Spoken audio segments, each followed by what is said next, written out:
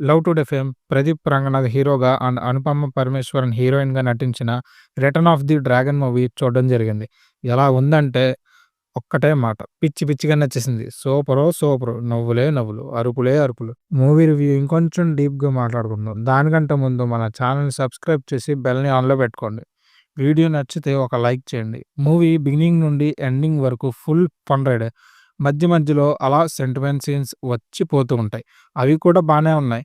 అవి కాకుండా మిగతా మూవీ అంతా నాన్ స్టాప్ ఎంటర్‌టైన్‌మెంట్. లవ్లీ.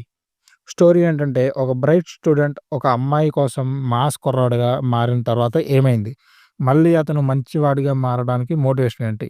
మంచివాడిగా మారి సెటిల్ అయ్యాక కూడా ఎలాంటి ఇష్యూస్‌ని ఫేస్ చేయాల్సి వచ్చింది అనేది స్టోరీ. అందరికన్నా హీరో ప్రదీప్ యాక్టింగ్ స్టాండౌట్ అవుతుంది. మిగతా వాళ్ళు కూడా చాలా బాగా చేశారు. బట్ మూవీ మొత్తం ప్రదీప్ చుట్టూనే ఉంటుంది. ఇంకా హీరోయిన్స్‌గా చేసిన అనుపమ అండ్ లోహర్ కూడా వాళ్ళ రోల్స్‌లో బానే చేశారు. గౌతమ్ వాసుదేవ్ మేనన్ గురించి చెప్పాల్సిందేం లేదు. అండ్ కాలేజ్ ప్రిన్సిపల్‌గా చేసిన పర్సన్ అండ్ హీరో ఫాదర్ క్యారెక్టర్‌గా చేసిన పర్సన్స్ కూడా చాలా యాక్ట్ చేశారు. Songs okay. బట్ బీజీఎం మాత్రం అదుర్స్. మూవీ సీన్స్‌కి కరెక్ట్‌గా సరిపోయింది.